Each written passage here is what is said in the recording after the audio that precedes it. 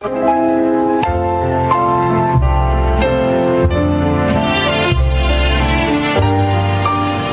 araw na muli mga giliw naming tagapakinig. Isang babae ang magkukwento ng kanyang kasaysayan na kapupulutan ng aral sa buhay. Siya ay si Rita.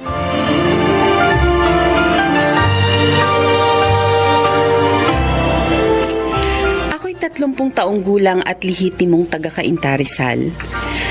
Mabigat ang pagsubok na dumating sa aming pamilya na sa pakiwari ko'y hindi ko kayang lampasan. Gayunpaman, napatunayan kong walang pagsubok na ipinagkaloob ang Diyos na hindi makakayang lampasan ng tao. Ganito po ang aking kasaysayan.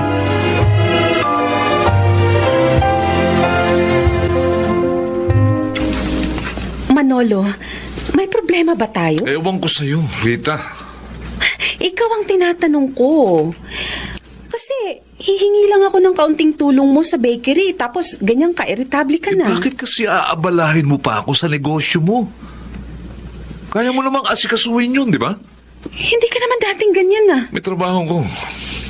Alam mong kung sino-sinong kinukumbinsi ko para makapagbenta ako ng bahay at lupa. Dati naman kahit may trabaho ka, nabibigyan mo rin ng panahon ng ibang kailangang gawin sa bakery. May mga sideline pa ako, alam mo yun. Parang ayaw mo nang makitang nagtatrabaho ka sa bakery. Alam mo, Rita, kung nahihirapan ka sa negosyo mo, kumuha ka ng makakatulong mo roon. O, ganoon. Katulong ko na si Jane. O, yun pala eh. Pero mahirap na mag-ayos pa ng mga paninda ang pamangkin ko habang tinutulungan niya ako sa pagtitinda sa bakery. O, edi kumuha ka pa ng ibang katulong. Bakit magdadagdag pa ako ng papasweldo? Yun pwede mo naman akong tulungan kung gugustuhin mo. Huwag mo na akong abalahin, please. Alam mo, naninibago ako sa'yo. Ay, tama na nga. Wala akong panahon makipagtalo pa sa'yo. Sa 18 taon na pagsasama natin, ngayon ko lang naramdaman na parang nabago ka. Bahala ka na nga. Isipin mo na kung anong gusto mong isipin. Manolo. Basta wag mo akong piliting tulungan ka sa negosyo mo. Dahil mag-aaway lang tayo eh. Jane, naiwan mo rito sa bakery yung cellphone mo. Kanina nagpunta ka sa CR. Akin na po. Akin na po, Tita Sandali Rita. lang. Bakit parang galit ho kayo? Bago ka nagbalik, may nag-message sa cellphone mo. Oh, Binasa ko ang text dahil baka galing ang message sa mga magulang mo sa probinsya. Alam mo kung ano nabasa ko, ha? Mga text sa'yo ng Tito Manolo mo. Mga message na nagsasabing magkarelasyon kayo. Tita. Kaya pala nagtataka ako kung bakit kahit wala ka pang 1 taong nagtatrabaho sa akin at kahit mababa lang ang pasweldo ko sa'yo, nasusunod mo ang halos lahat ng luho mo. Mamahaling cellphone, mga damit, mga alahas.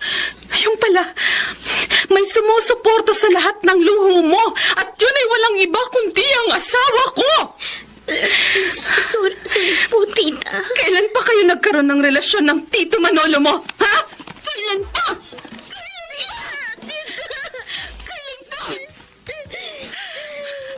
Nawa ba naman ako sa'yo dahil nahinto ka sa pag-aaral? Dahil halos matali ka na lang sa mga trabahong bahay sa probinsya? At kapos na kapos ka sa maraming mga pangangailangan. Kaya kinuha kita upang matulungan ka. Kinupkup kita, binigyan ng trabaho, pinagkatiwalaan. Pero anong sinukli mo sa pagtitiwala ko sa'yo? Sa lahat ng pagmamalasakit at kabutihan ko? Ha? Ano?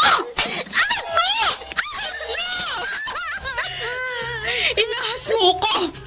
Sarili mo akong kamag-anak, tinrider mo! Sa dinami namin ng lalaking walang sabit na magiging boyfriend mo, bakit sa asawa mo pa pumatol? Bakit?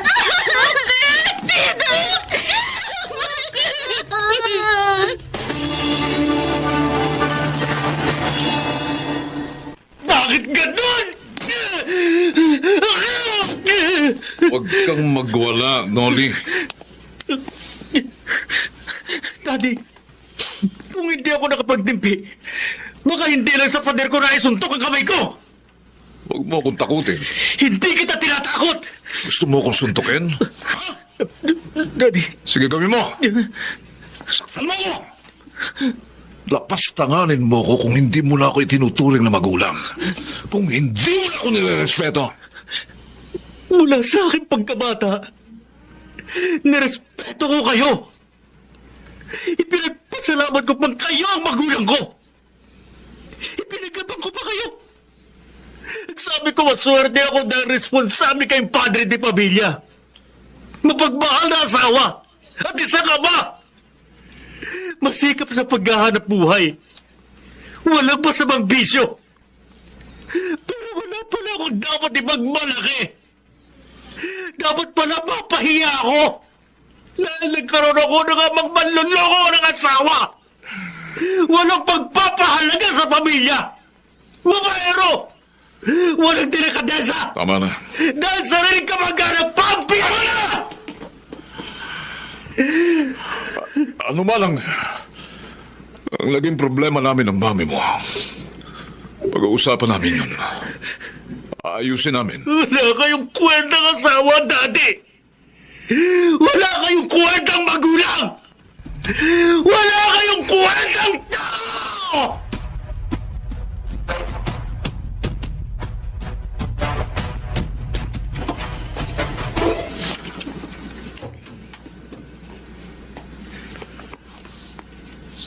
Rita, Narinig ko mula rito sa kwartong pag-uusap niyo ni Noli sa sala.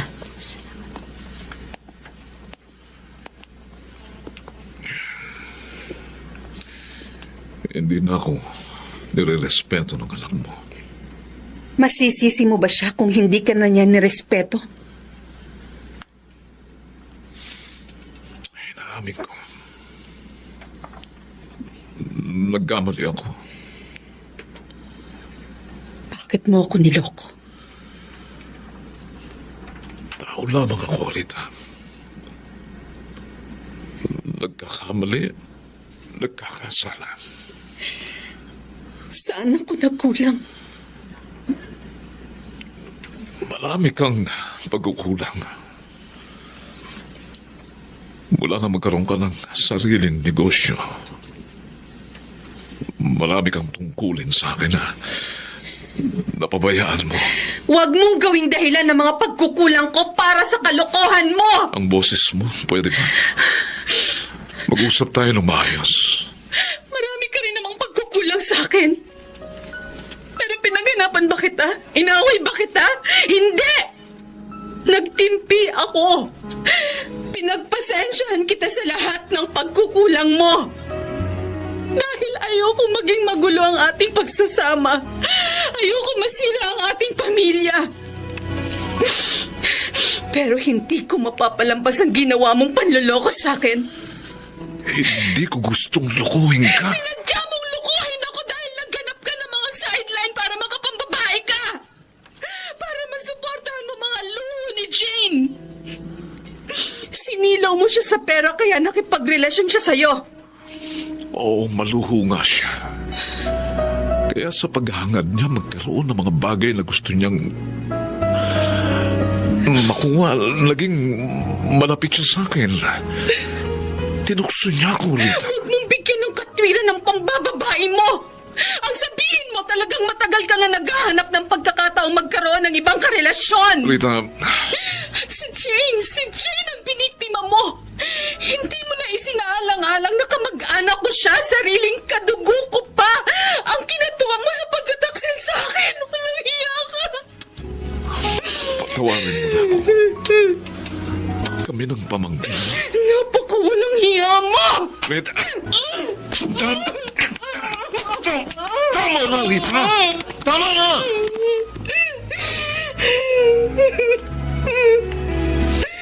Sa 18 taon na nating kasal, laging maayos naman ang pagsasama natin. Manalo, bakit tayo nagkaganito? Bakit? Bakit? Bakit?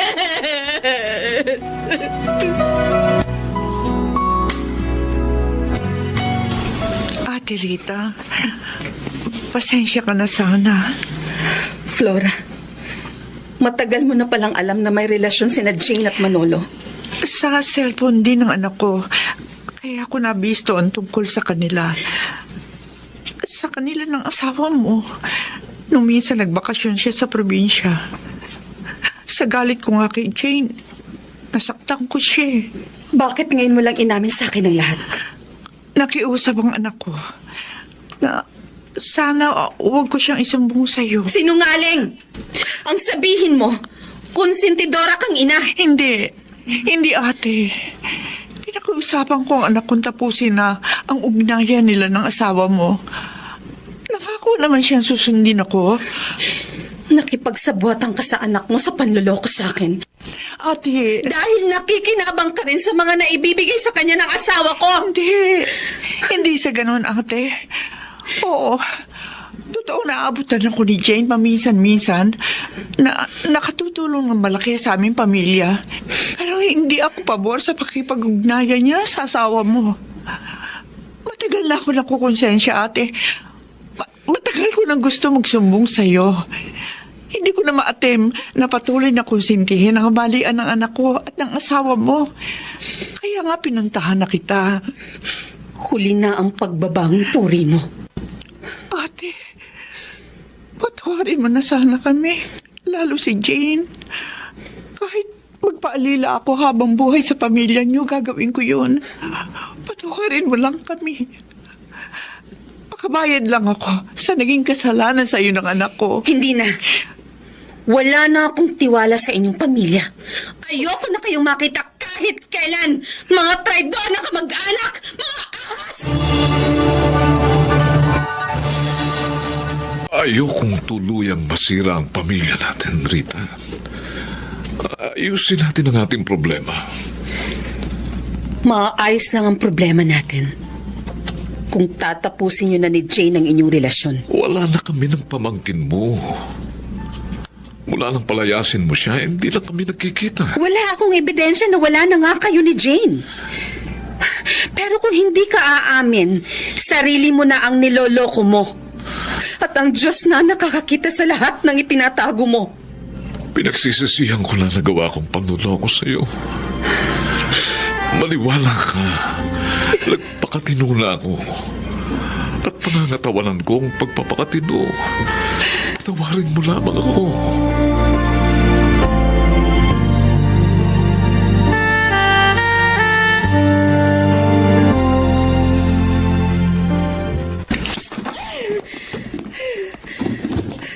Mami! Nag-away na naman po ba kayo ni Daddy? Hindi. Hindi, Noli. Wala rito sa kwarto namin ng daddy mo. Pero bakit po? Bakit ako nagwala? Oh, Anak, pinatawad ko na ang daddy mo dahil ayokong masira ang pamilya natin. At sa kabila ng nagawa niya, mahal ko pa rin siya. Pero bakit hanggang ngayon narito pa rin sa dibdib ko ang sakit? Ang sakit! Kapag naiisip ko na niloko ako ng daddy mo, ng sarili kong pamangkin, umaakit ang dugo sa ulo ko. Awang-awa ako sa sarili ko. Parang gusto kong gumante. Parang gusto kong mag-argumentado.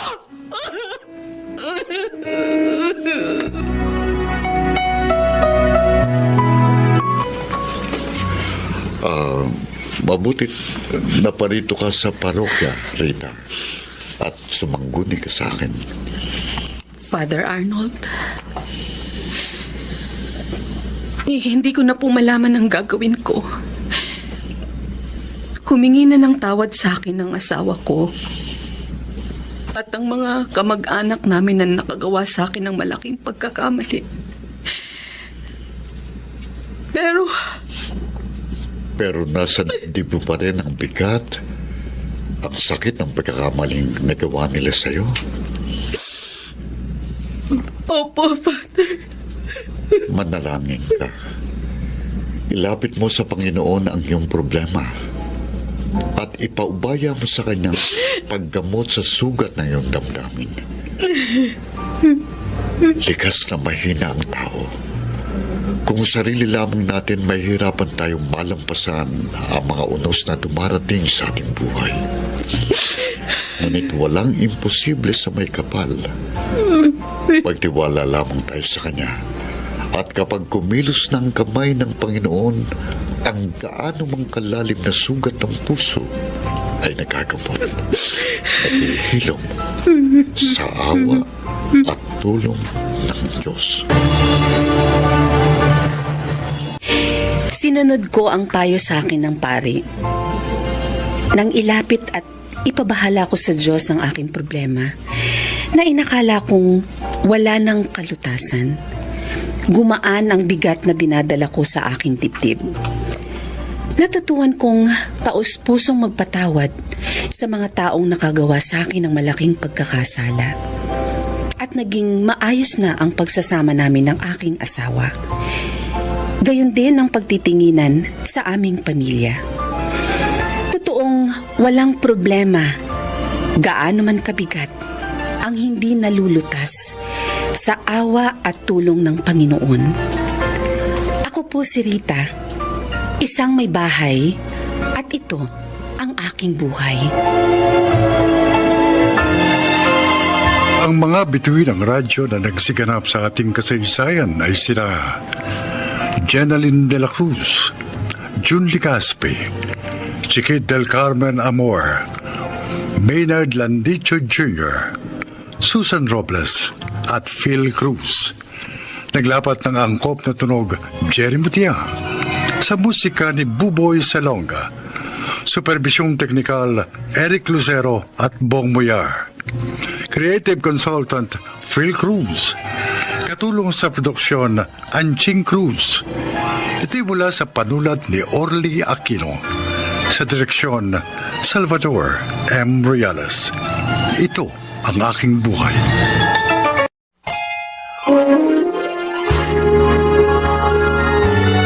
Kauna-unahan sa Pilipinas. Manila Broadcasting Company.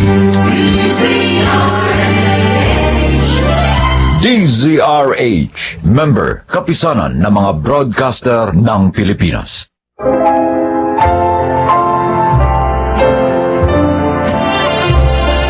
Magandang araw po mga giliw naming tagapakinig. Narito ang kasaysayan ng isang pilyong bata. Siya ay si BJ. Dalawa lang po kaming magkapatid ni Kuya Sandy. Siyempre, akong bunso.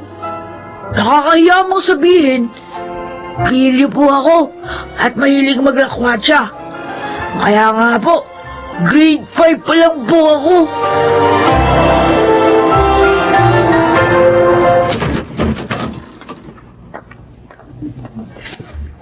Bakit ngayon ka lang, BJ, ha? Ano po eh?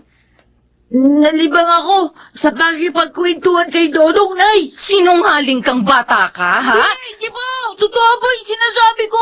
Nagpunta rito kanina si Dodong. Hinahanap ka. Tay, palo ka na naman, BJ. Saan mo dinala ang pera ko, ha? Pera nyo? Hindi ko po alam yun. Aminin mo na, BJ, para hindi ka masinturon sa akin, ha? Teka naman kung di ko kinuha yung pera nyo eh. Ayaw mo umaming bata ka, ha? Ano, hindi ka aamin, ha? Saan mo dinala yung pera ko? Ha? Saan? Saan mo dinala? Hindi ko naman talaga kinukuha yung pera nyo eh. Nagsisinungaling ka pang bata ka. Dalawa lang tayong nandito sa bahay. Nung lumabas ka, nawala ang pera sa pitaka ko. Saan ka galing, ha? Saan ka galing? Tama na po na. Bakit matagal kang nawala?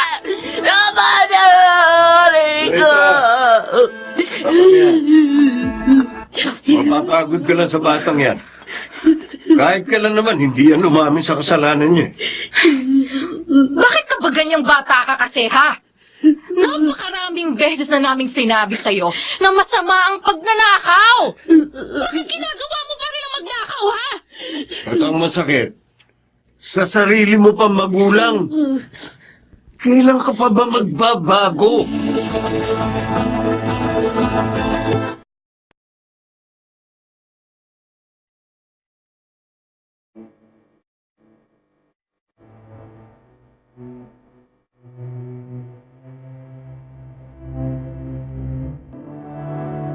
BJ! Uy, andito ko lang pala sa ilalim ng puno eh. Kanina pa kita hinahanap.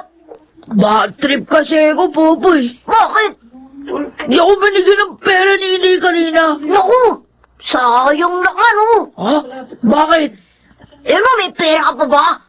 Tigpustahan ng Dota sa amin mamaya eh. Talaga? Oo! At malaki yung pera. Oo no, sali ka. Oo ba? Meron pa namang natira doon sa nakupit ko kayo na eh. Siguro naman, kaya lalo na ako ngayon. Eh paano? Kung matalo ka. Tapos malaman ni Aling Luisa na nangupit ka na naman. Napisto nga niya ako kahapon eh. Napalo na nga ako. Kaya, balo lang na yun. Oh, astig ka talaga, BJ!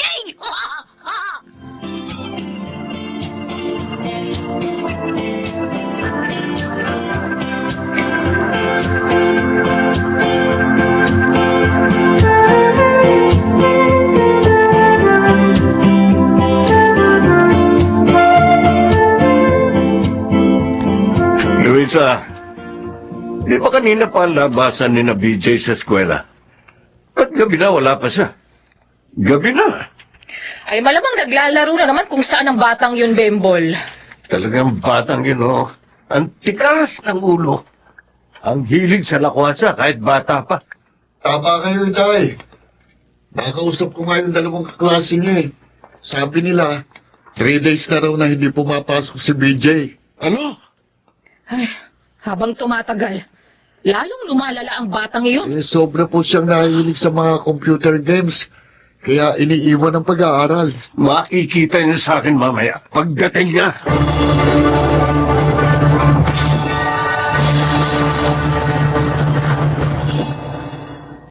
Ay! Kawawa na kayo. Ang sakit na rin tuhod ko sa pagluhod dito sa asin. Kawit na rin ako. Yung mga kamay ko sa pagdipa. Hayaan nyo lang siya, Tay. Dapat matuto talaga siya ng leksyon. Oh. Pag-consult dyan! Hindi lang naman tuhod siya ang kamay ko masakit eh. Pati nga puwet ko. Dahil sa pagsinturon sa akin dito eh. Kulang pa yan. Sa dami ng kasalanan mo. Nangungupit ka na nga sa amin ng nanay mo. Pati pag-aaral mo, pinababayaan mo pa. Ay, pinapasok naman po ako eh. Pumapasok ka nga pero hindi naman sa eskwelahan eh, kundi sa computer shop. Ay, di ba kaya ko yun, Daddy? Oo. Gusto mo na talaga ako lalo paano na dito eh. Loko ka pala eh. Dalawang kaklase mo nagsumbong sa akin. Pinuntahan ko na rin ang advisor mo. Kala nga niya may sakit ka eh, kaya ka absent. Oh. O ano? Ano? Narinig mo ang sinabi ng kuya mo? Magsisinungaling ka pa? Ha? Gusto mo kausapin ko pa teacher mo? Hindi na po, Tay. Takot lang yun. Sorry na po. Hindi na po mauulit yun. Promise po. Ulit. Hindi na po ako mauupit. At di ako magpapabaya sa pag-aaral ko. Siguruhin mo na gagawin mo sinabi mo, BJ. At sana naman tandaan mo. Pinag-aaral ka namin para magkaroon ka ng magandang kinabukasan.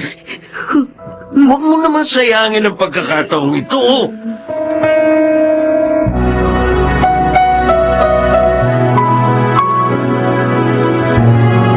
Nako, at binigyan na naman pala kayo ng problema ni BJ. Sinabi mo pa, Nay. Napakalayo talaga ng batang yun kay Sandy.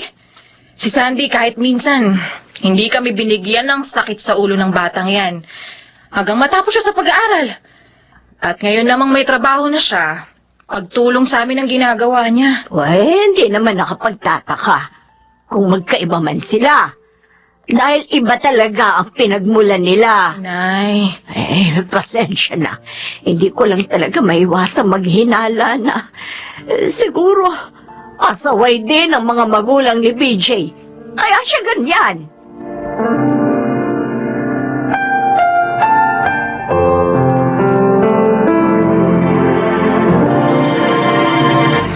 Kung sumasakit ang tiyan mo, pre, magpahinga ka na muna dito sa terminal. Mamaya mo lang ipasada uli yung jeep mo ba? Mabuti pa nga, Estong. Baka madisgrasya lang ako. Nemol, Hindi kaya siya lang katapat niyan. Eh baka gusto mo lang magbawas. Hindi. Iba talaga eh. Iba pagsakit ng tiyan ko. Ay, naka. Uy, pala. Nakita ko yung bunso mo. Naroon sa pinakabagong computer shop dito sa lugar natin. Hindi pala niya tinupad ang pinangako niya. Hindi na naman siya pumasok. Bemol. Huwag ka sana magalit, ha? Alam mo kang hindi kayo swerte ni Luisa sa batang yun. Gusto sakit talaga. Ay, naku, yan. Nagpapawisan ka lang nga. Mabuti pa kanina ka sa ospital. Halika, kumapit ka. Halika.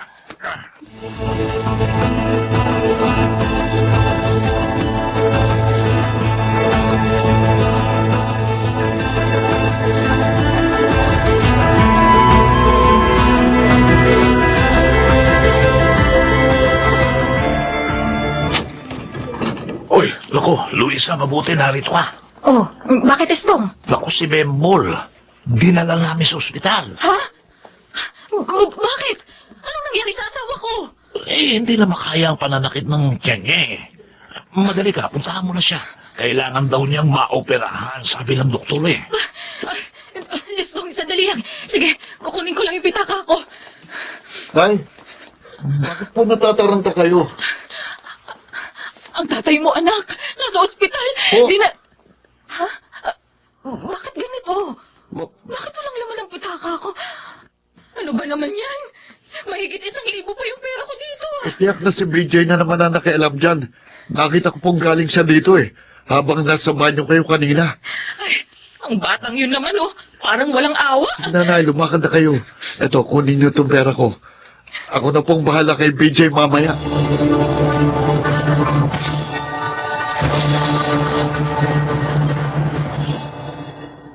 Asan? Talo na naman kami sa ML. Kasi naman, ang tanga ng mga kagrupo ko, babagal. Tapos, natalo din ako sa solo competition na sinalihan ko sa ML. Ganas talaga, oh.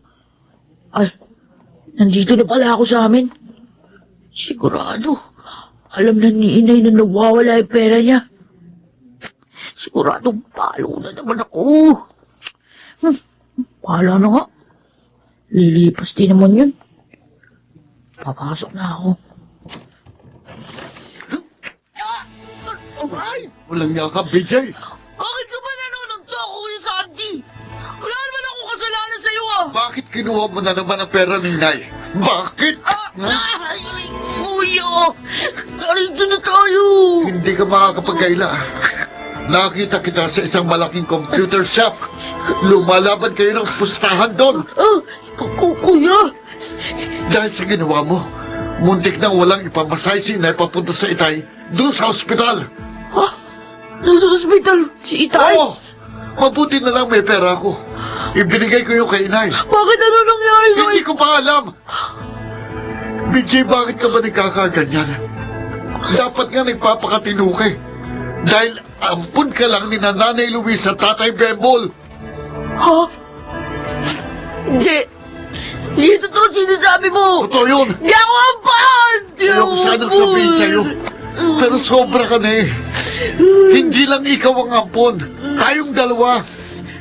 Pero ang kaibahan natin, nagpapakatino ako.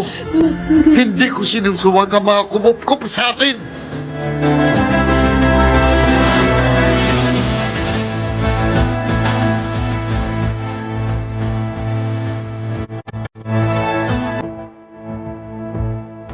Ay, at alam mo na pala, BJ. Kung gayon, totoo po yun, Lola Clara. Oo, totoo. 6 na taon si Sandy nang ampunin siya ni na Bembol at Luisa. At makalipas ang 3 taon, ikaw naman ang inampun nila. 1 taon ka lamang noon. Bakit di nila sinabi agad sa akin yun? Bakit, Lola? Dahil mahal nila kayo.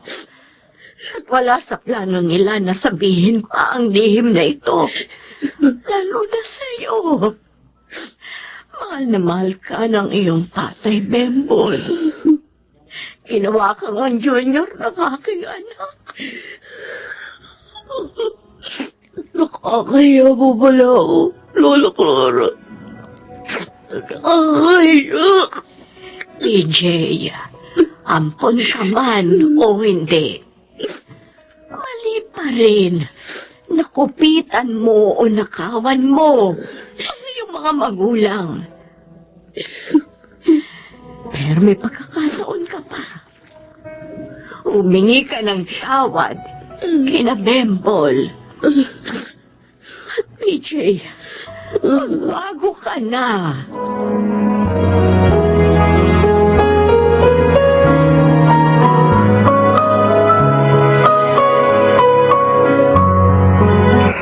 Tay, kumusta na po kayo? Maayos na, anak. Naoperahan na ako sa appendix. Sabi ng doktor, buti na lang daw at nadala siya agad dito. At mas mahirap daw kung pumutok ang appendix niya. Sorry po, Tay. Tay, ang dami ko po kasalanan sa inyo. BJ, Ang dami beses kong sinaktan ng loob niyo. Ang daming hirap at pagod niyo sinayang ko. Dahil naloko ako sa mga computer game. BJ, anak. Pero, pangako po talaga. Mula ngayon, magbabago na ako. Hindi ko na sasayangin yung mga pagsisikap niyo para makapag-aral ako. At maraming salamat po sa pagkumkum niya sa akin.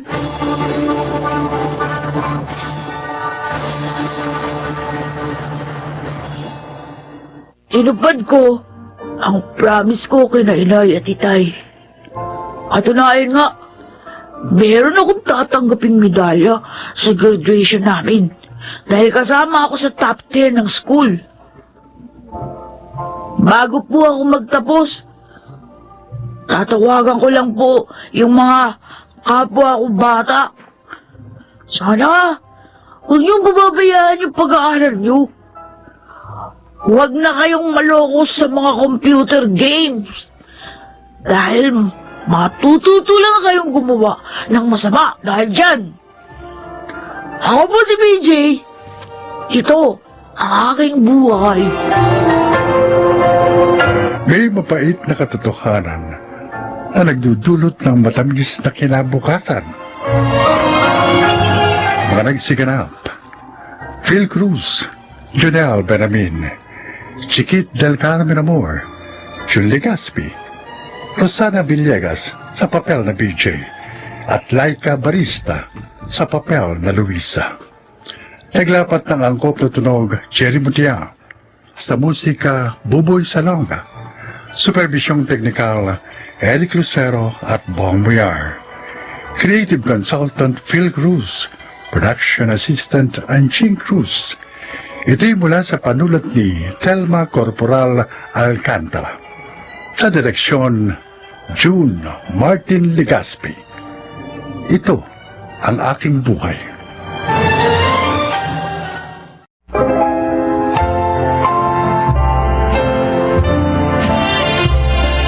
Mga kaibigan, sa araw na ito ay maririnig po ninyo ang testimonya ng isang nilalang na nais ibahagi ang kanyang kwento upang kapulutan ng aral. Siya po ay si Tekla. Aaminin ko nung una, isa akong taong mapagsamantala sa kapwa. Ang mahalaga lamang sa akin noon ay pera. At yun ay nakukuha ko sa pamamagitan ng aking negosyong karinderya. Pero dumating sa aking buhay ang mga problema dulot ng aking kasamaan at labis ko yung pinagsisisihan. Ito ang aking buhay.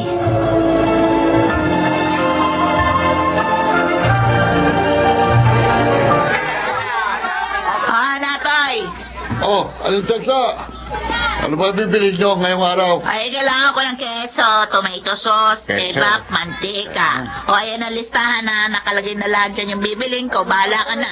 Sige. Ito. Manang Tekla, Talaga ba safe kainin yan? yung mga binili natin dito kay Mang Natoy, Ilang beses na akong bumibili dito ng mga pansahog ko doon sa pagkain binibenta natin sa karinderya. O wala namang sumakit ang tiyan na. At saka, dito mo na mabibili yung pinakamura. Tulad ng keso, iba, mantika. Aling Tekla, ito na lahat ang mga kailangan mo. Kailan ang expiration date ng mga ito? Yung mga keso, 2 linggo nang expired. Yung mga iba pa tomato sauce, expired lang yan, nung 1 linggo. Pero lahat ng yan, pwede pang kainin yan. Pwede pa. Pwede pa. bakit walang label yung mga tinda nyo, Mang Natoy?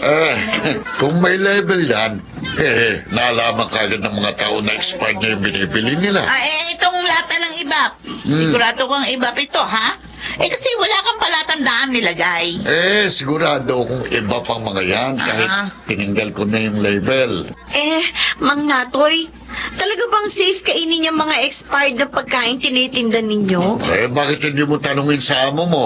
Alam mo, Mabel, yung expiration date na yan ni Kemi-Kemi lang yan. O itong keso, pwede mong kainin kahit na expired, basta walang amag o mabahong amoy. O itong ibap, pwede yan, basta walang kalawang yung lata. Ay, nako, Mabel, sa panahon ngayon, kailangan mo na maging praktikal.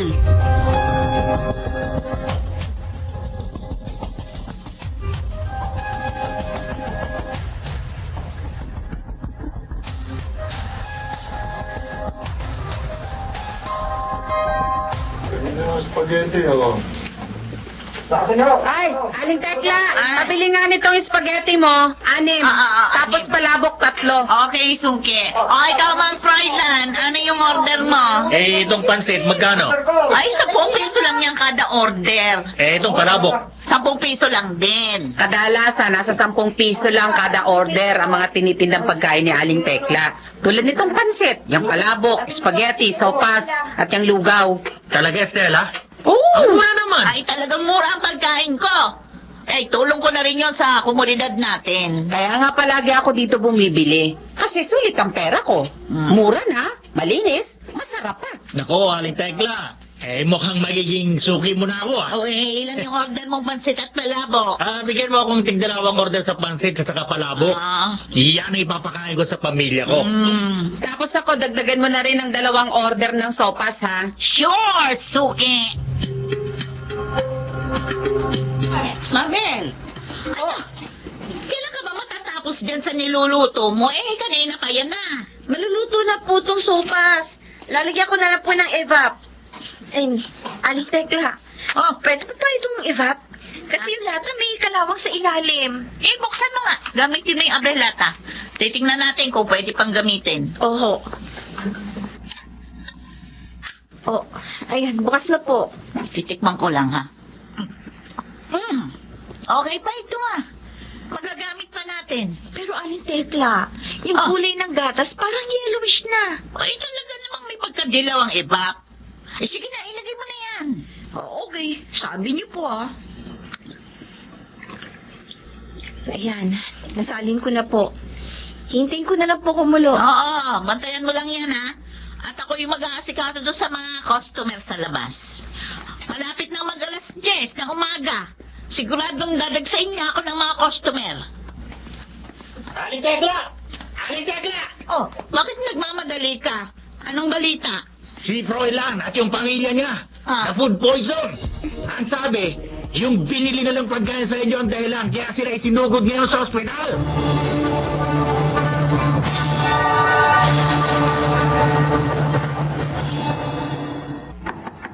Aling Tekla! Aling Tekla! Buksan niyo itong pinto! Mabel, bakit? Parang takot na takot ka. Aling Tekla, nabalitaan niyo na ba? Marami nagsumbong sa barangay ng mga tao na food poison natin. May ilan na lumusok pa sa bahay ko kanina. Buti na lang nakatakas ako. Ano? Ilan sila? Marami sila. Nirereklamo nila yung sopas na niluto natin kanina. Pagkatapos doon nila kainin Ay ba, hindi ko kasalanan yan. Ikaw ang nagluto, kaya ikaw ang managot. Anong sabi nyo? Aling Tekla, malinis ako magluto. Ang sabihin ninyo, kasalanan ninyo kasi gumagamit kayo ng mga expired na pansahog na binibili nyo kay Mang Nato. Aba! Ay, ang kapal ng mukha mo. Baliktarin pa ako. Totoo naman eh. Kayo ang punot dulo ng lahat ng problema ito. Aling Tekla, hindi ako!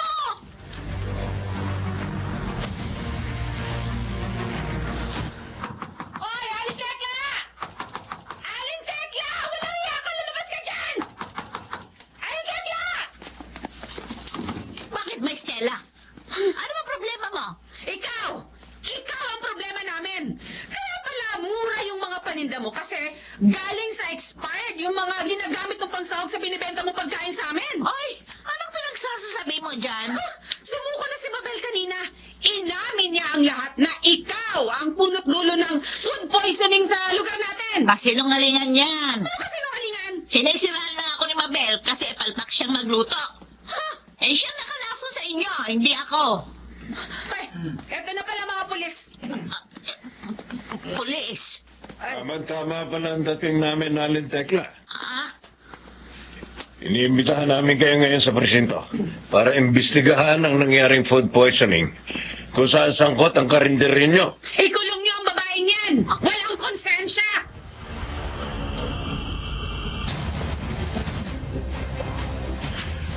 Ayon sa dati nyong helper, bumibili kayo ng mga pagkaing walang label at expired na.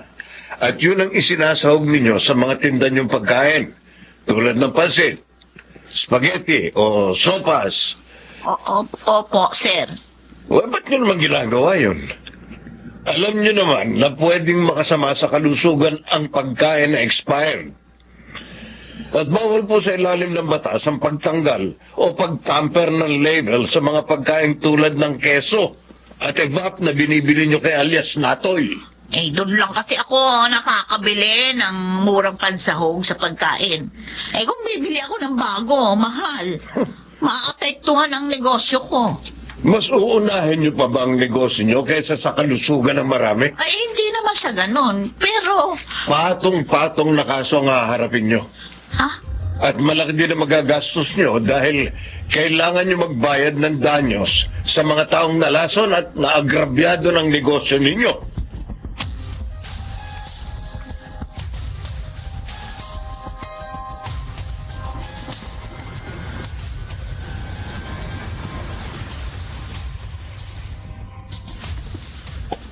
Sarado na ang Teklas Karinderya dahil sa mga paglabag nito sa health and sanitation and food safety laws ng bansa. Buti nga sarado ng karindra yan. Manloloko yan si Tekla. Yan ang karma!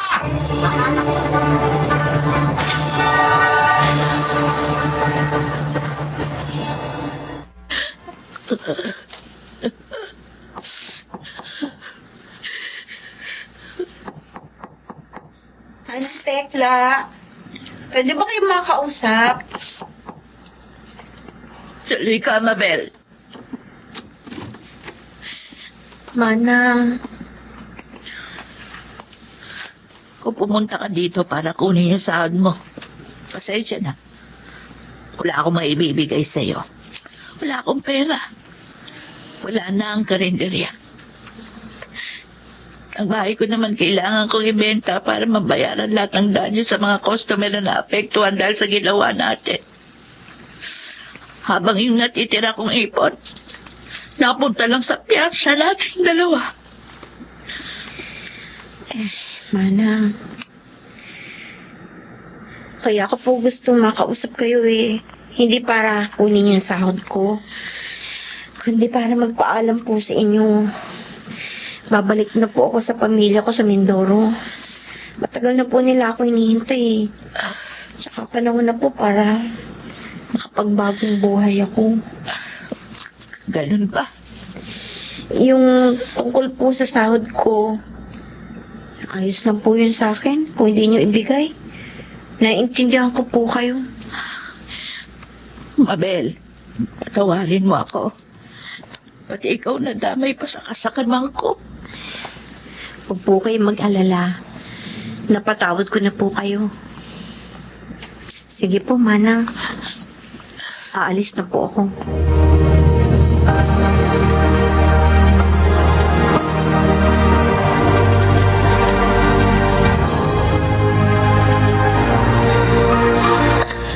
Totoo ang karma.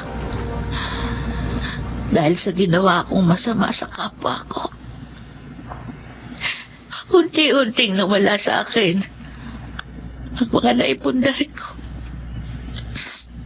Ang karinderya. Ang mga naipon kong pera. Kayo naman ang aking bahay.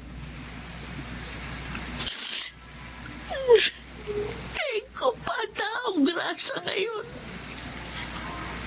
Namamalimos para lang may makain. Tapos natutulog lang ako sa gilid ng kalsada. Nilalagaw. Walang gustong tumulog. Ano ba itong nagawa kong kasalanan? Ay, Diyos ko. Patawarin niyo na po ako. Pinagsisisihan ko na po ang mga nagawa kong kasalanan.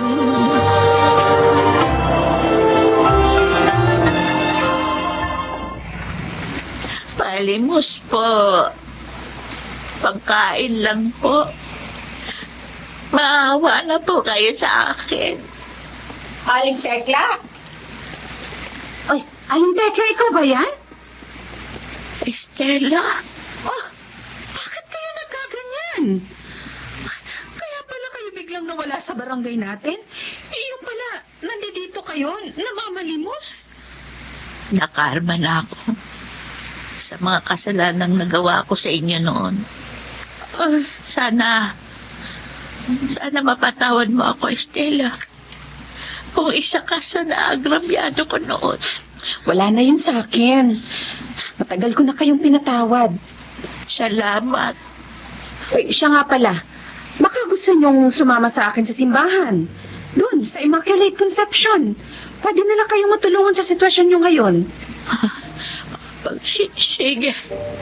Sasama ako sa iyo.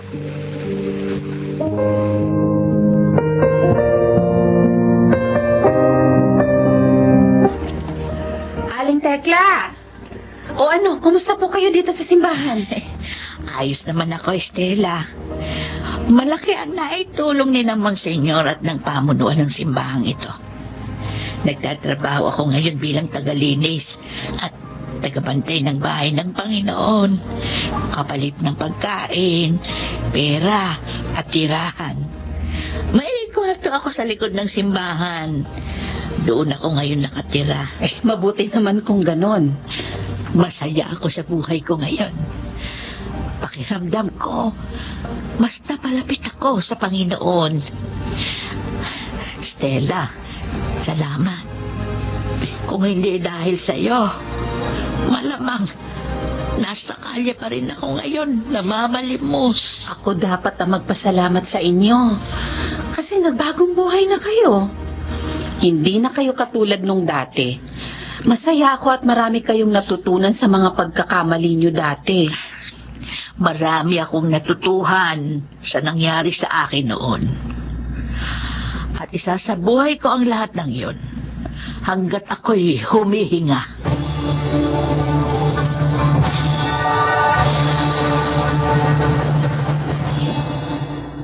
Oo, marami akong aral na natutuhan sa mga karanasan kong yun. At yun ay nagagamit ko ngayon sa aking pagbabagong buhay. Sa ngayon, patuloy pa rin ako sa paglilingkod sa Diyos sa pamamagitan ng paglilinis at pagbabantay sa kanyang sagradong tahanan. Itinuon ko na rin ang aking sarili sa mga proyekto ng simbahan, lalo na kung may kinalaman sa pagkakawang gawa. Sana'y magsilbing inspirasyon ang aking kwento sa lahat. Basta tatandaan lang natin palagi, walang imposible sa pag-ibig at awa ng Diyos. Ako si Tekla, dating tindera. Ito ang aking buhay. Mga nagsiganap, Chiquit del Carmen Amor, Jenaline de la Cruz, Maynard Landicho, Phil Cruz, Leonel Benamin, at Rosana Villegas. Naglapat ng angkop na tunog Jerry Mutia sa musika ni Buboy Salonga. Supervisyong teknikal Eric Lucero at Bong Muyar. Mula sa panulat ni Chris Nasenga. Sa direksyon Salvador M. Royales. Ito ang aking buhay.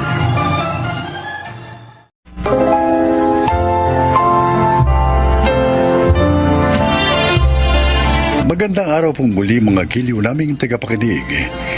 Isa na namang kasaysayan ang kapupulutan nyo ng aral sa buhay ang inyong maririnig. Ito ay ang kwento ni Mina. Mahirap ang maging katulong. Madalas na namumura, nasisigawan, at napagbubuhatan ng kamay. Ngunit ang pinakamasakit ay yung ipahamak ka ng sarili mong amo.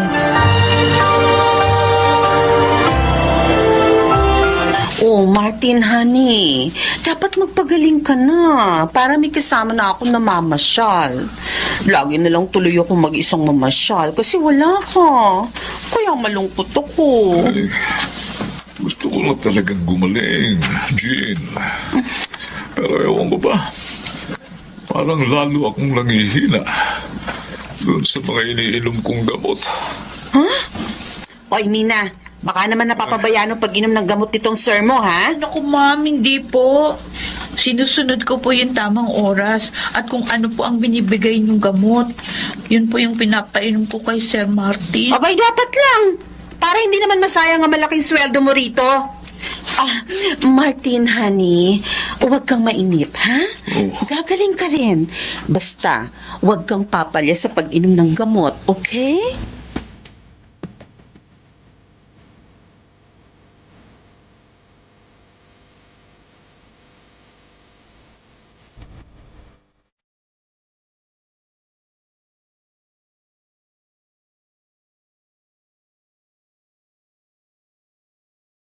Binigyan na naman ako ni Ma'am Jean ng gamot na ipapainom kay Sir Martin. Bakit ganun? Sa halip na gumaling, lalo pang nanghihina ang amo kong lalaki doon sa pinapainom ni Ma'am Jean. Kaunting panahon na lang, Dave. Makakapagsama na rin tayo. Si Ma'am Jean, may kausap sa cellphone. Oo, sabi ko sa iyo eh. Mahina na si Martin. Dahil sa mga binibigay kong gamot na ipinapainom naman ng tama kong katulong. Ano daw narinig ko? Oo, wait ka lang. Kapag patay na si Martin, malaya na tayo. Magiging atin pa ang kayamanan ng Kung ungkulong kong ganun, asawa. ilalasan ni Ma'am si Sir Martin para makapagsama na sila ng lalaki niya. Ito. Napakasama niya.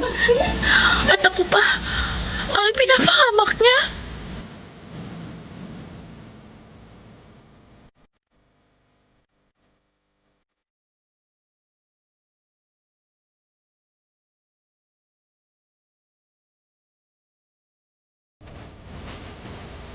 Sir Martin, magpapaalam na po ako sa inyo. Baba, alis ka na rito, Mina. Opo, sir. Nagsabi na po ako kay ma'am. Uy, bakit naman aalis ka na? Kasi po, hindi ko po kayang dalhin yung natuklasan ko. Bakit? Anong natuklasan mo? Eh, sir, nilalason po kayo ng asawa niyo sa pamamagitan ng mga gamot na binibigay niya sa akin para ipainom sa inyo. Mina? At ginagawa niya po yun para maging malaya na sila nung kanyang kalaguyo. May lalaki si Jean. Ano po, sir? Inakunan ko po sila ng picture. na naghahalikan ho. Minsan dinalaw siya ng lalaki. Oh, Diyos ko. Tama pala ang mga anak ko sa pagtutol na pakasalan ko siya. Sir, kinausap ko na po yung mga anak niyo tungkol dito. Sila na po ang bahala sa inyo.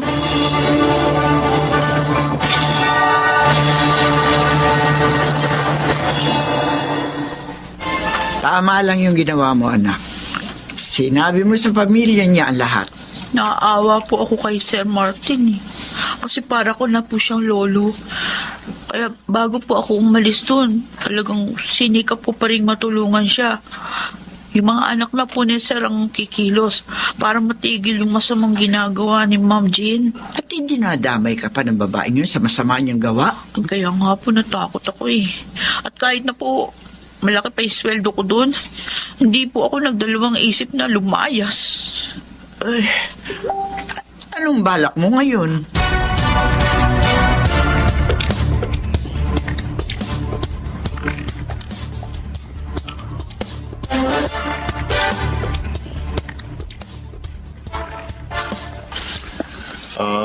Dalawa kayong katulong dito, Mina, ha?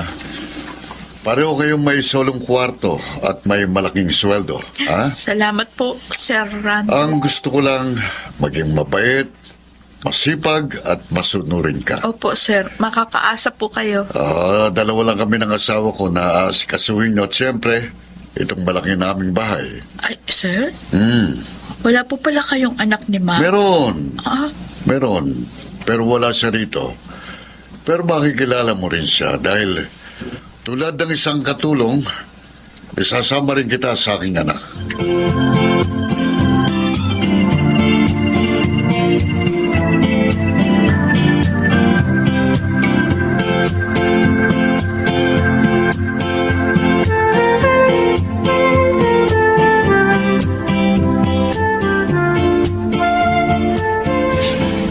Ikaw pala ang bago namin, Jimay.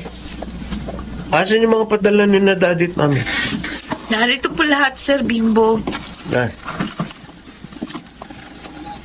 Bakit ganun? Po? Bakit kulang to? Ay, hindi ko po alam, Sir. Binigay lang po sa akin yan ni Sir Rando. Kasi nga, hindi po siya makakapunta dito ngayon. Sabihin mo sa kanya, ipadala agad ang kulang na hinahanap ko. Alam naman niya, kailangan ko yun Ano po ba yun, Sir Bimbo? Para maipaalala ko po sa daddy niyo. Alam na niya yun. Ha? Huwag ka na magtanong.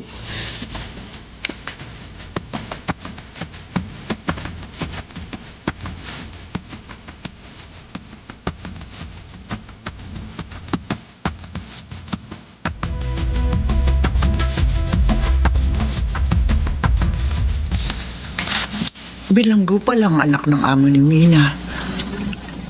At sabi niya na bilanggo yun dahil sa pagpatay at pagdudroga. Oh, Diyos ko, nakakatakot naman ang mga nagiging sitwasyon ng anak ko. May magagawa lamang sana ako para ialis na siya sa pagiging katulong. Ginawa ko na. Kaya lang, may mga utang pa kami dapat bayaran dahil sa pagpanaw ng aking asawa. Oh, Diyos ko. Ikaw na po sana ang bahalang mag-ingat sa aking anak.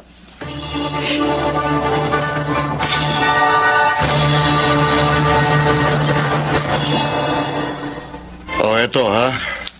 Dadalhin mo ang mga ito kay Bimbo. Dadalhin ko po yung maliliit na sachet na to sa kanya. Kailangan niya ito. May mahalaga akong meeting ngayon, kaya ikaw na lang ang magdala sa kanya. Sir Rando, Ano? huwag po kayong magagalit. Siya po ba ito? Oo. Naku, baka po mahuli ako, sir. Hindi. Ilagay mo sa panty mo para hindi makita. Hindi na titingnan yan. At saka, may inaabutan din ako sa loob, kaya wala kang magiging problema.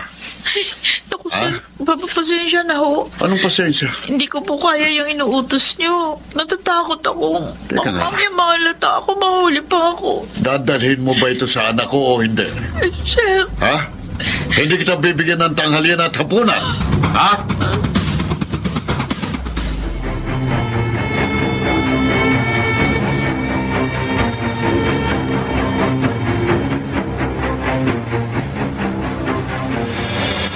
simula lang hindi ko sundin ang utos ni Sarando, naging malupit na sila sa akin ng asawa niya. Lagi nila akong kinagagalitan at sinisigawan. Kahit sa konting pagkakamali ko lang. May pagkakataon pa din nila ako pinapakain. Hindi ko na kaya ito. Tatawagan ko si Inay. Sana sagutin niya ang cellphone. Hello? Mina? Oh, anak, napatawag ka. Tay,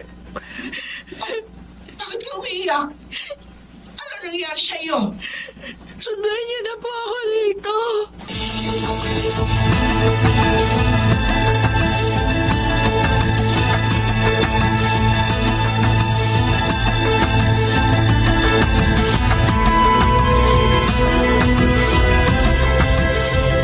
Bakit kailangan nyo pa magsama ng pulis? Kukunin nyo lang palang tamad yung anak. Gusto ko lang humakatyak na makalalabas ho kami ng maayos dito ng aking anak. Ba't Pinagmamalupitan niyo siya. Hindi pinakakain. hindi totoo yan? Tamad siya, kaya nagagalit kami sa kanya at may pagkatanga pa. Hindi pa rin tama na hindi niyo siya pakainin at murahin. Kaya kukunin ko na ho ang aking anak.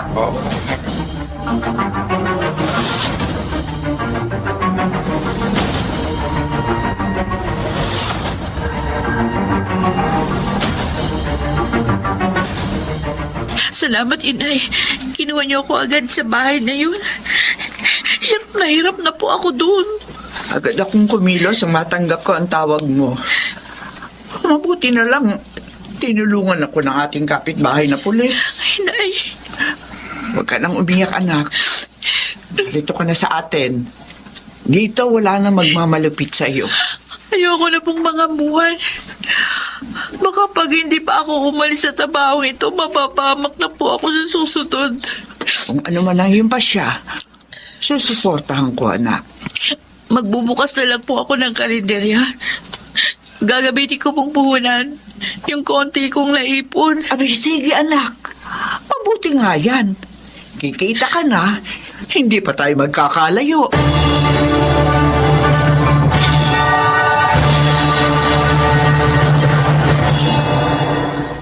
Hindi na nga ako nangamuhan. Pinagbuti ko na lang ang binuksan kong karinderya. Sana po inyong kinapulutan ng aral ang aking kasaysayan. Meron lang po akong nais ipanawagan. Sa mga amo na nakikinig ngayon, sana po huwag niyo namang ipahamak ang inyong mga katulong. Kahit naman po alipin, hindi dapat ipahamak. Hindi po ba? Ako po si Mina at ito ang aking buhay. Biyaya ang may mabuting kasambahay, kaya dapat sila rin ay tratuhin ng tama. Makarag Siganap, Susan Robles, Jeneline de la Cruz, June Martin Legaspi, Phil Cruz, Lionel Benjamin, at Rosana Villegas sa papel na Mina. Naglapat ng angkop na tunog Jerry Mutia, sa musika Buboy Salonga, supervisyong teknikal Bong Muyar at Eric Lucel, creative consultant Phil Cruz, production assistant Anching Cruz. Ito'y mula sa panulat ni Salma Corporal Alcantara, sa direksyon Salvador M. Ruyanes. Ito ang aking buhay.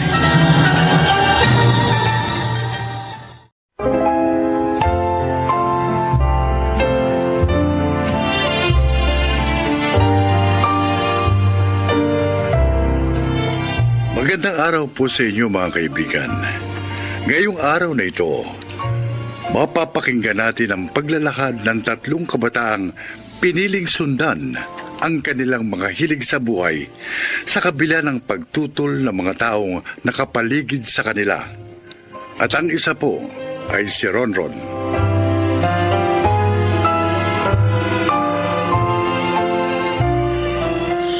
Bata pa lang ako, mahilig na ako mag-drawing. Dati, libangan ko lang. Pero nitong pandemic, naisip namin ng 3 kong kaibigan na pagkakitaan na rin ang aming mga talento.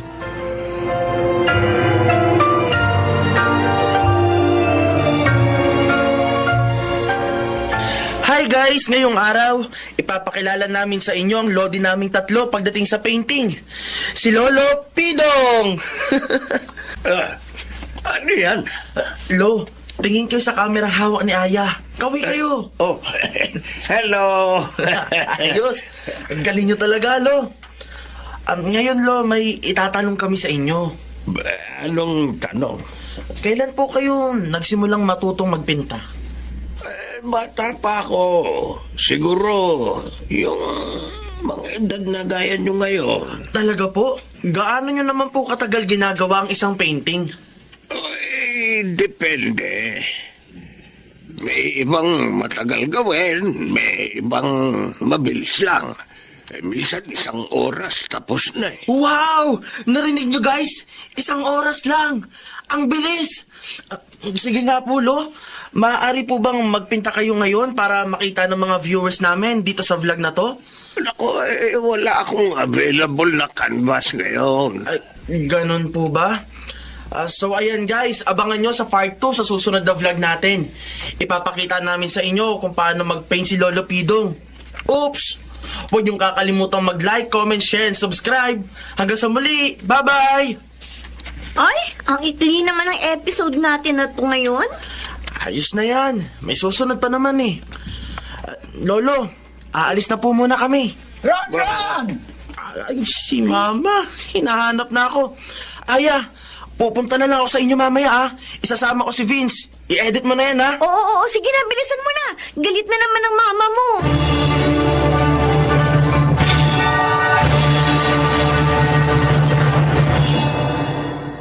Ang sabi ko sa iyo, mag-aral ka. Hindi pa nailakwatsa. Naman. Hindi kami naglalakwatsa. Nagvo-vlog kami ni Aya. Mapapakain ka ba ng kabablog mo yan? Ma, yung kaklase namin, nag-post lang ng video tungkol sa ginagawa niyang mga artwork. Ngayon, marami nang kinikita. Kasi may mga tumatawag sa kanya at nagpapagawa ng mga kung ano-ano. Nagsasayang ka lang ng oras sa kalokohan mo yan. Tingnan mo. Hindi ka nga makapaglaban ng damit mo. 20 anyos ka na? Ako pa rin ang nagkukusot ang brief mo? Tigil-tigilan mo ko dyan, Ron, ha? Maglinis ka sa kwarto mo. At ilabas mo yung mga punda at kumot. Dahil maglalaba ko. Opo. Baka gusto mo, ikaw itong sabunin ko.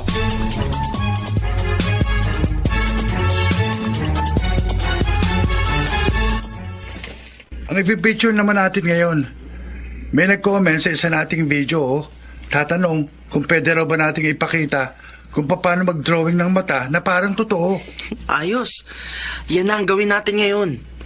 Aya, ready na ang cellphone mo? Naku punong-puno na yung memory ko. Ay, delete mo na kasi yung ibang video. Sigurado kayo? Hindi na ba natin kailangan to? Yung mga nauna nating video, delete mo na. Ron, ikaw na gumawa nito Mas magaling ka mag-drawing ng ganitong mata eh. Marami rin kasing nahihirapang gumawa ng mata. Sige.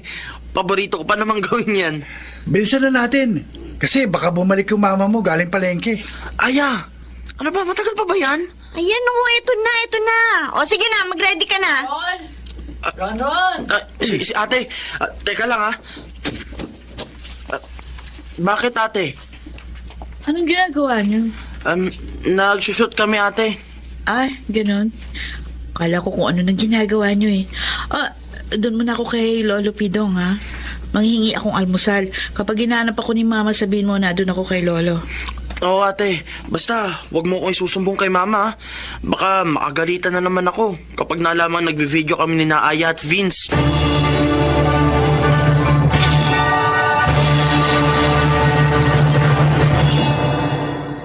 Tingnan mo. Puro ka drawing, puro ka video. Ni makapagwalis dito sa bahay, hindi mo magawa. Ma. Ako na, Ma. O, tingnan mo. Ang atitinan mo pa ang bagawa rito sa bahay.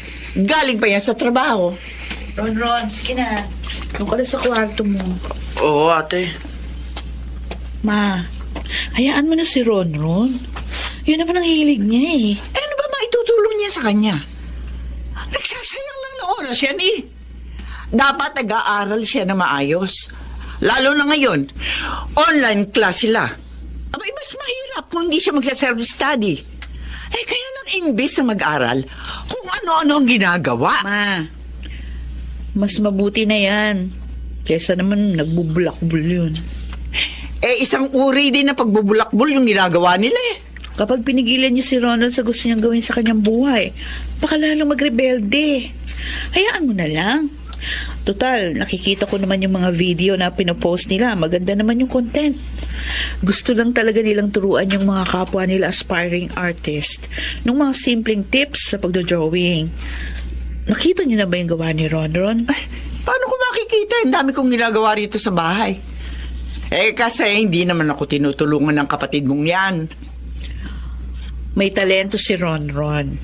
At mas maganda kung mahahasa niya pa yung talento niyang yun. Sayang lang kung hindi yun magagamit. Kaya ang payo ko sa inyo, Ma, hayaan niyo lang siya sa gusto niyang gawin.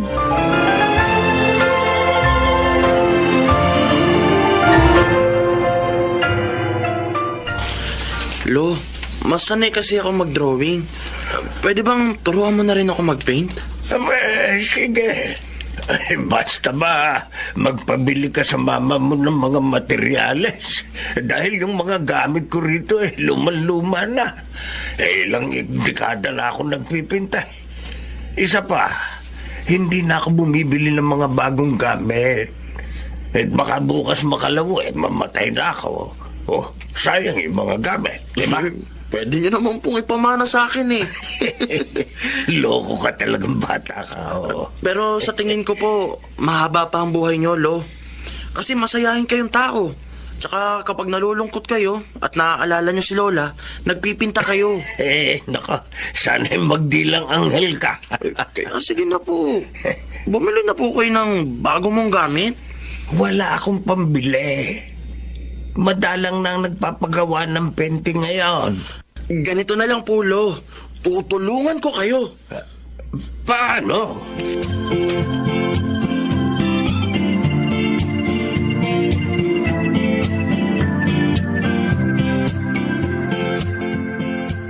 Oh, kumpleto yan ha, Ron? Wow! Salamat talaga, ate! Nasasakal ako. Ikaw naman kumutaya ka. Paano ba? Ang saya-saya ko talaga, ate. Makakapag-paint na kami ni Lolo Pidong. Hindi na lang drawing ang matututunan ko. Ngayon, pati na rin pagpipinta. Ay. Basta yung pag-aaral mo, ha? Huwag mong pababayaan yan. Promise, ate. Promise. Sige, alis na ako. Ate, alam ba to ni Mama? Hindi. Hindi ko naman kailangan magpaalam sa kanya. Bakit? Ay, wala naman. Baka lang kasi makagalitan niya na naman ako, tapos madami ka pa. Hindi. Basta ang siguraduhin mo lang, mapagsasabay mo ang pag-aaral at ang hilig mo na yan, ha? Oo, ate.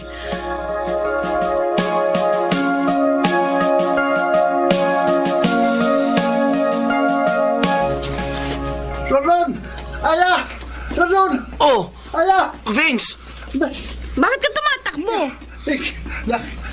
Nakita niyo na? Ha? Alin? Wait lang, Vince, ha? Humingin ka muna. Ano? Yung video natin tungkol kay Lolo Pidong habang nagpipinta, ang daming shares. Ha? Oo! Naka 10K na! Pati yung video nating dalawa! Talaga? Oo! Titignan ko! At saka may mga nag-chat din sa akin kung pwede raw bang magpagawa ng painting kay Lolo Pidong. Tapos, kung magkano raw ba? Ba? Ipagre-regalo daw nila. Tapos, kung kaya daw ba nating i-sketch yung pictures nila para raw ipang-display nila sa bahay. Uy, totoo nga oh! Ron! Oo, yan. Yes! Sa wakas, pagkatapos ng napakarami nating trials and error, yes! Ano bang ingay yan? Ma! Ang ingay niyong tatlo, ha? Ma! Marami nang nakakita ng videos namin. Kapag kumita na kami dito, ma, matutulungan na kita. Kahit konti, pwede tong makatulong para mabawasan ang gastos mo sa tuition ko.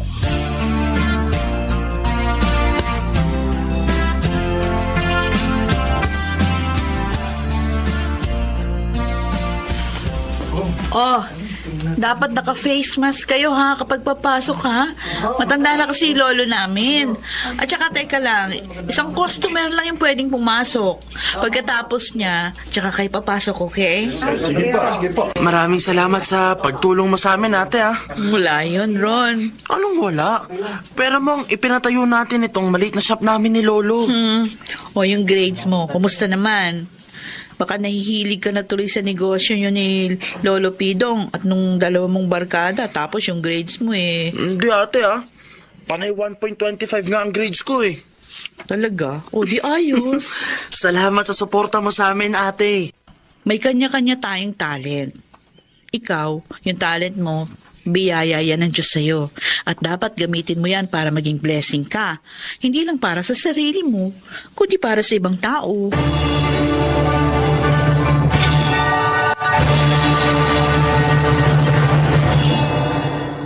Kung kailan naman pandemic, tsaka pa kami ng lolo ko nagkaroon ng pagkakakitaan. Ngayon, may mga nagpupunta sa amin para magpagawa ng painting o kaya naman ng sketch. Si mama, kung dati kumukontra, nang nakita niyang ginagamit namin para sa ikabubutin namin ng aming mga talento, ay sumuporta na rin. Nag-share na rin nga siya ng mga videos namin eh. Gaya ng sabi ni ate, ang talento natin ay dapat ginagamit at hindi tinatago. Ako po si Ronron at ito ang aking buhay. Kung ang isang tao ay may kakayahan, nararapat lang na ibahagi niya yon upang hindi kalawangin at higit sa lahat upang maging inspirasyon din para sa iba. Mga nagsiganap: Rosana Villegas, Susan Robles, Bobby Cruz, Chiquit del Carmen Amor, Lionel Benamin, at Angelo Alcantara sa papel na Ronron. Naglapat ng angkop na tunog Jerry Mutia, sa musika ni Buboy Salonga, supervisyong teknikal Eric Lucero at Bong Muyar, creative consultant Phil Cruz, production assistant Anching Cruz. Ito'y mula sa panulat ni Rita Labanon, sa direksyon Salvador M. Royales. Ito ang aking buhay.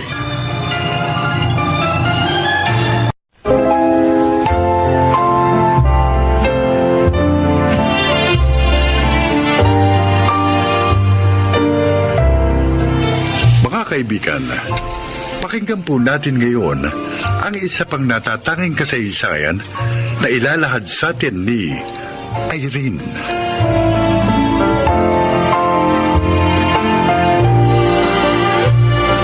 Bata pa ako, itinatak na ng aking ama sa isip ko na ako ay magiging somebody paglaki ko. Pero gumuho ang pangarap na yon nang mabuntis ako sa edad na 19 anyos ng isang lalaking hindi ako kayang panagutan. Doon nagsimula ang kalbaryo ng aking buhay at tila ang walang humpay na mga pagsubok. Ronnie, nagmamakaawa ako sa'yo. Huwag mo ko iiwan. Panagutan mo ko. Kapag umuwi ako sa bahay ng ganito at malaman ni Papa na walang amang sanggol nito sa sinapupunan ko, papatayin niya ako. Irene, hindi kita maaaring panagutan. Bakit? Sabi mo mahal mo ko. Hindi pa totoo yung mga sinabi mo sa akin? Totoo. Mahal kita. At gusto ko rin makasama kayo ng magiging anak ko. Kaya lang eh. Kaya lang ano? Irene, may asawa ako. May asawa ka? Oo. At patawarin mo ako. Hindi ako nagsabi ng totoo sa'yo kasi natatakot ako na baka iwan mo ako. Irene, mahal kita. At kung wala sana kaming mga anak, iiwan ko si Rika para sa'yo. Sabi mo, mahal mo ako. Oo, mahal kita. Sabi mo, mahal mo ako. Pero bakit ka nagsinungaling sa akin? May asawa ka na pala, may anak ka na pala. Kung gano'n, bakit niligawan mo pa ako? Bakit hinayaan mo mahulog ang loob ko sa'yo? Walang yan! Ay, tawarin mo ko. Hindi ko naman sinasadyang... Hindi mo sinasadya. Umalis ka na ngayon din sa harapan ko. Umalis ka na. Kung hindi, mapapatay kita.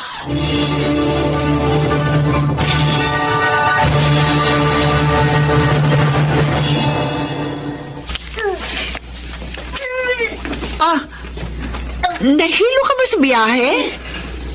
Galing ka ba probinsya? Bakit nagsusuka ka?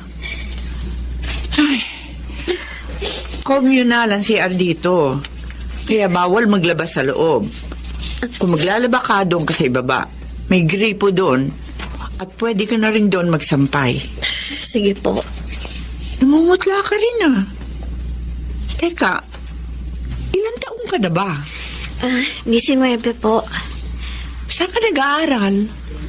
Magtatrabaho po ako. Magtatrabaho? Ibig mong sabihin, tumigil ka sa pag-aaral para magtrabaho lang? Ganon? Bakit? Pwede ko na bang makuha po yung susi ng kwarto ko? Sorry. Oo nga pala. Eto, oh. Salamat po. Maiwan ko na po kayo. Parang may kakaiba sa batang ito.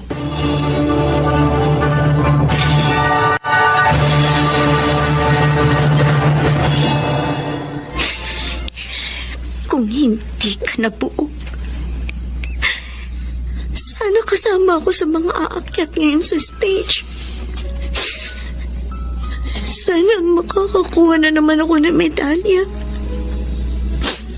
At matutuwa na naman sa akin si Papa. Wala kang puwang sa mundong ginagalawan ko ngayon. Hindi ka dapat narito. Bakit kasi nabuo ka pa? Ayaw naman sa'yo ng ama mo. Dapat hindi ka na lang nabuo. Ayoko sa'yo. Ayoko sa'yo.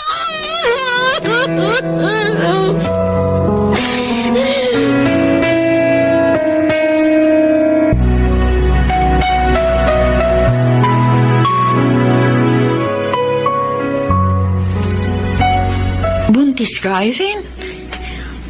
Opo. Sino aman yan? Pati po ba yan kailangan nyo rin malaman? Ay, hindi naman. Mabuti ka pa. May magiging anak ka na. Alam mo, yung anak ko, 5 taon na silang kasal ng asawa niya. Pero hindi pa sila nagkakaanak. Gusto ba nilang magkaanak? Abay, siyempre. Kaya nga sila nagpakasal.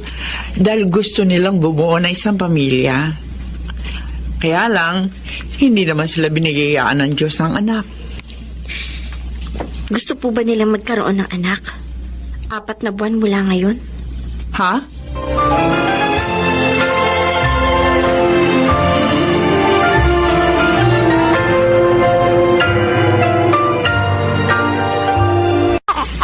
Namumula ang balat niya. Kumusta ka? Baby boy? Ang laki mo bata. Pero paano ka nagkasya sa tiyan ko? Irene! Ha? Kumusta ka?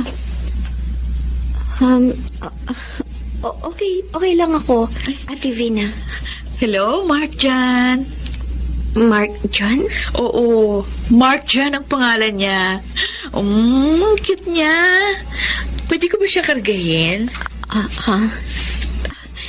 Sige. Halika. Kumusta ang anak ko?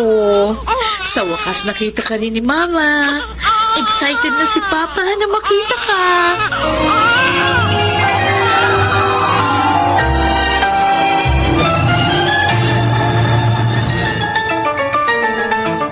Huwag ka muna magagagalaw, Irene. Baka mabinat ka. Eto, dinala kita ng mainit na sabaw. Salamat po. Ang putla-putla mo. Bakit kasi hindi ka umuwi muna sa inyo? Nakapanganak ka na naman. At wala naman sa iyo yung bata. Malay mo, baka matanggap ka muli ng papa mo. Aling Cora, Bakit? anong naramdaman ninyo nang una niyo makita si Vina nung ipinanganak mo siya? Masaya. Sobrang saya. 9 na buwan ko siyang dinala sa aking sinapupunan. At nang makita ko siya, wow, talo ko pa ang nanalo sa loto. Basta, wala akong pagsidla ng saya. Mahirap ipaliwanag ang kaligayahan. Pero alam mo, hindi doon natatapos ang lahat. Kapag nakita mo yung mga first time ng anak mo, mas masaya yun. Halimbawa, yung unang beses na bibigkas siya ng mama. Yung unang beses na dadapa siya. Unang beses na mauupo. Maglalakad. Bakit mo na itanong? Irene, bakit ka umahagulgol? Ang anak ko. Ang kawawa ko, anak.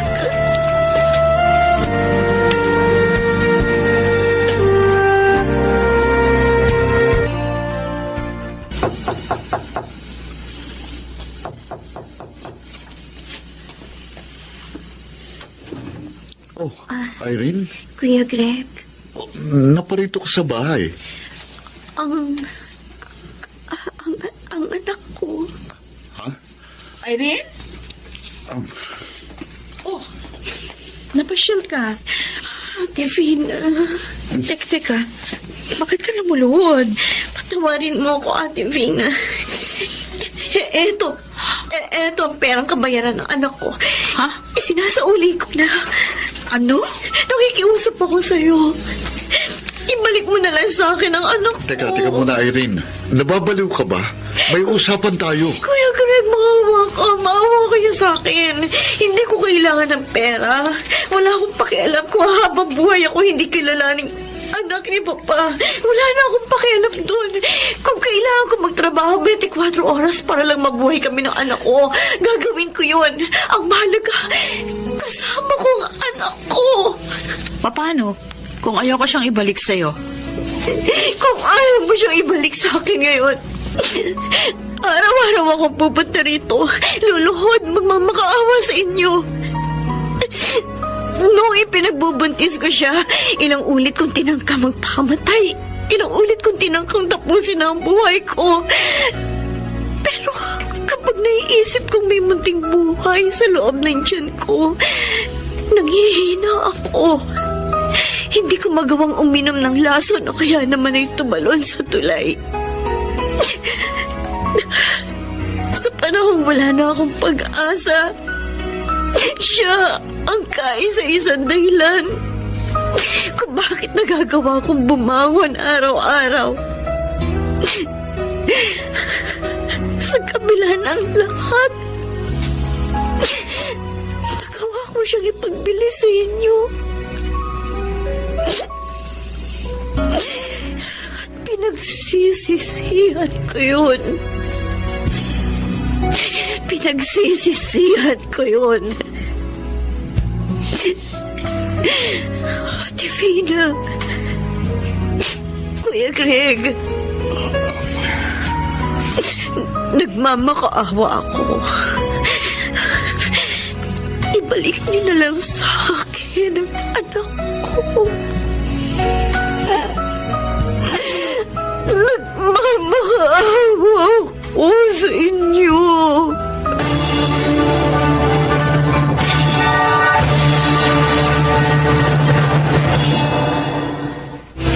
Bagamat disappointed, ibinalik na rin sa akin ni na Ate Vina at Kuya Greg ang aking anak.